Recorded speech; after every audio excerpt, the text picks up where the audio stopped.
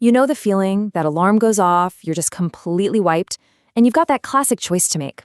Do I hit the snooze button and grab an extra hour of precious sleep, or do I drag myself out of bed for that workout I planned? It's a dilemma we've all faced. So today, we're going to dig into the science and see what it really says about which one wins. So let's just put it right out there. When time is tight, when you can only pick one, what's the move? Is it more sleep or more sweat? It's this constant debate for so many of us.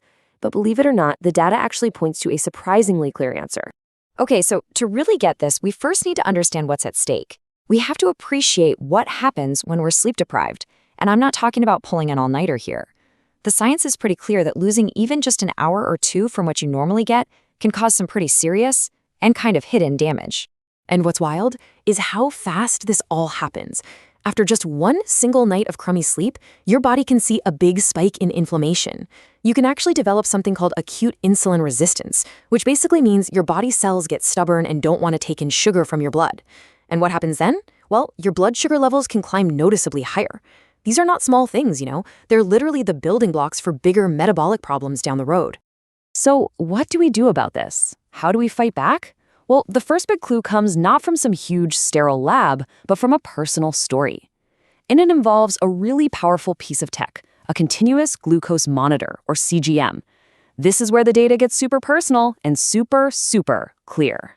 So just picture this for a second. You're a new parent. Sleep isn't even a thing. It's a distant, beautiful memory. Hitting the gym, that's the absolute last thing on your mind. You're just in total survival mode. But you've got this CGM on, tracking your blood sugar 24/7, and you start seeing some numbers that are, well, they're alarming. Your body is clearly stressed out, and the data is showing it in real time. And boom, this right here shows the incredible turning point. On the left, that's what chronic sleep deprivation looks like. Fasting glucose is creeping up into the prediabetic zone, and you get these huge spikes after eating. But just look at the right. This is after adding high-intensity exercise back into the routine, just twice a week. Everything changed. Fasting glucose, back to normal. Those post-meal spikes, leveled right out. I mean, what a dramatic turnaround.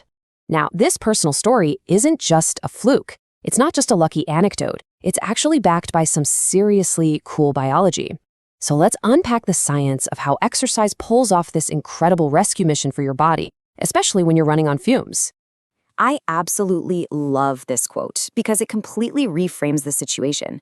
It's not like you're just a victim of bad sleep. No, you have control. Poor sleep might set the stage, but you have these powerful levers you can pull that totally change the health equation. And as we're seeing, exercise is one of the biggest, baddest levers you've got. So how does this lever actually work? Well, it's this beautiful, logical chain reaction. Poor sleep messes up your blood sugar, right? But then you exercise and your muscles are screaming for fuel. So to get that fuel, they open up these special doorways called glucose transporters. These transporters then literally pull that extra sugar out of your bloodstream to use as energy. And just like that, the main problems, that insulin resistance and inflammation, get completely wiped out. Okay, so that's the immediate fix, the day-to-day. But what about the long haul? What does this mean for our health over an entire lifetime? This is where we zoom out from the personal data and look at these massive population-level studies that track long-term survival. Right, before we get to the juicy data, we gotta quickly define this term, all-cause mortality.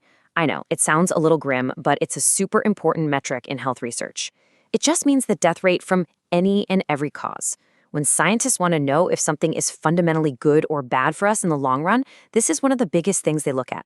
So the baseline data on sleep is pretty well established, and it makes this kind of U-shaped curve. People who get that sweet spot, about 7 to 9 hours of sleep, they have the lowest risk. But if you're a chronic short sleeper getting less than 7 hours, your risk of all-cause mortality goes up. And interestingly, the same thing happens for very long sleepers, though that's often tied to other health issues going on. And right here, this is the absolute mic drop moment of this whole thing. Just look at this chart.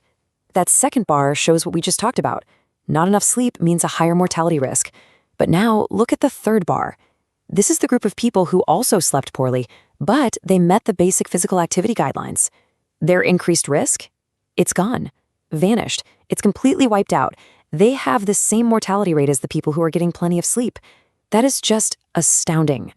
So yeah, The conclusion from these massive studies is just totally unambiguous.